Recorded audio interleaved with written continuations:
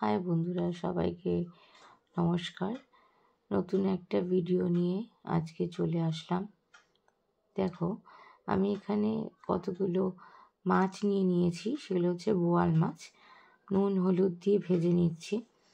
বোয়াল মাছের জন্য লাগছে আলু, আদা পেঁয়াজ রসুন, ঠিক আছে, ওগুলোর পেস্ট আমি করে নেব। করে নেওয়ার পরে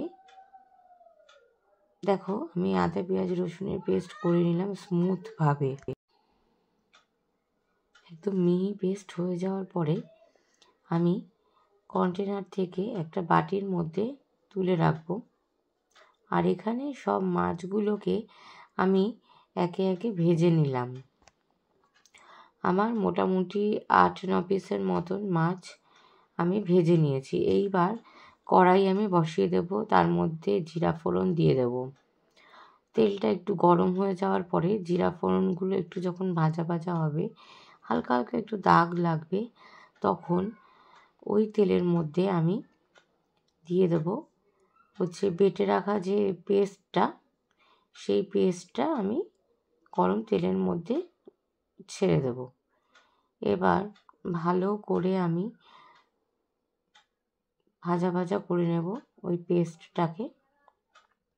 পেস্টটা ভাজা ভাজা হয়ে গেলে, পেস্টটা কখন তোমরা বুঝবে ভাজা ভাজা হয়ে গেছে, যখন পেস্টটার মধ্যে থেকে একদম তেল ছাড়তে থাকবে, তখন ভাববে যে আমার পেস্টটা ভালো করে ভাজা ভাজা হয়েছে। কেননা বন্ধুরা, ভালো করেই জানো তোমরা যে আদা পেঁয়াজের রসুনের থেকে যদি মানে কষাতে গিয়ে যদি তেল যতক্ষণ না বেরায় ততক্ষণ ভাজাটা ভালো হয় না, আর গন্ধ থেকে যায় কাঁচা। তা ভাজাটা হয়ে গেলে আমি জিরার গুঁড়ো দিয়ে দেবো আর ধনের গুঁড়ো দিয়ে দেবো। ধনের গুঁড়ো আমি 2বার দিলাম, কেননা ধনের গুঁড়োটা আমার একটু রান্নাতে ভালোই লাগে। 3বার দিয়ে দিলাম। এরপর আমি একটু ভালো করে আবার নাড়াতে থাকবো, না হলে কিন্তু মশলাটা পোড়া লেগে যেতে পারে। দেখো বন্ধুরা, ভালো করে আমি ভেজে নিচ্ছি। মশলাটাকে আমি ভালো করে কষিয়ে নিচ্ছি। কষিয়ে নেওয়ার পরে আমি যে হলুদ কম কম লাগছিল, তার জন্য আমি আর একবার একটু হলুদও দিয়ে দিলাম।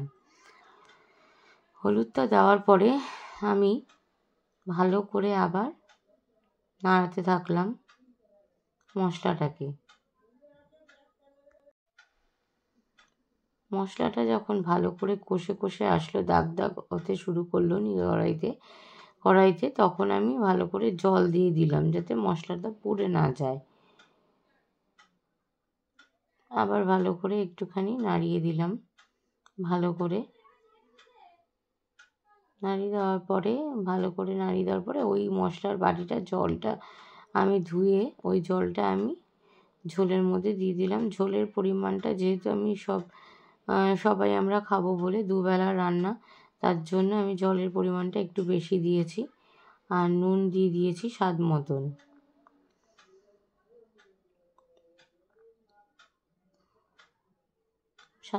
নুন দেওয়ার পরে আমি ঢাকনা দিয়ে ঝোলটা ফোটার আগ পর্যন্ত আমি ঢাকনা দিয়ে চাপা দিয়ে দেব। এবার দেখো বন্ধুরা, আমি 5 মিনিট পরে ভালো করে জলটা যখন ফুটে একটু ঝোলটা কমে এসছে, তখন আমি সিদ্ধ করা আলুটা ওই ঝোলটার মধ্যে দিয়ে দিলাম। ঝোলটার মধ্যে দিয়ে, যেহেতু আধা সিদ্ধ ছিল আলুটা, আমার ঝোলের জল গরম অবস্থায় দিলে আমার আর একটু ঝোলে ফুটালে পরে অল টোটাল সিদ্ধ হয়ে যাবে।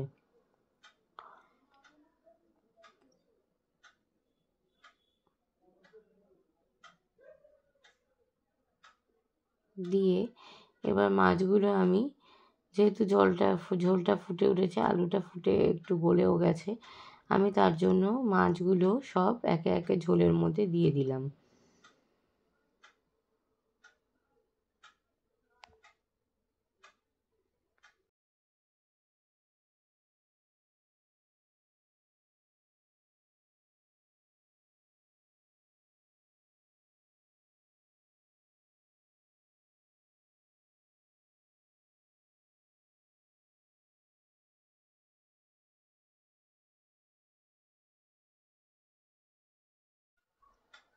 মাছগুলো সব আমার ঝোলের মধ্যে দিয়ে দেওয়া হয়ে গেছিলো। তার মধ্যে একটা মজাদার কাণ্ড জানো বন্ধুরা, আমার একটা মাছের পিস, যেহেতু আমি এক হাতে ভিডিও করছিলাম আর এক হাতে আমি মাছগুলো দিচ্ছিলাম, মাছটা না উঠছিলই না, ভাজা মাছটা যে ঝোলে দেবো।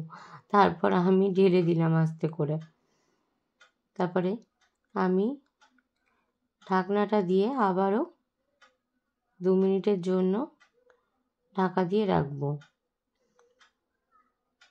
তারপরে আবার ঢাকনাটা খুলে দেখলাম যে সব মাছগুলো ঝোলের সাথে মিশে গেছে, মাখা মাখা হয়েছে, ঠিক আছে।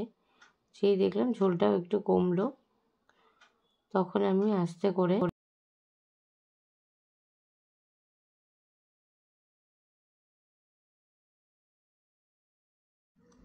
ঝোল কড়াই থেকে আমি বাটিতে নামিয়ে দিলাম।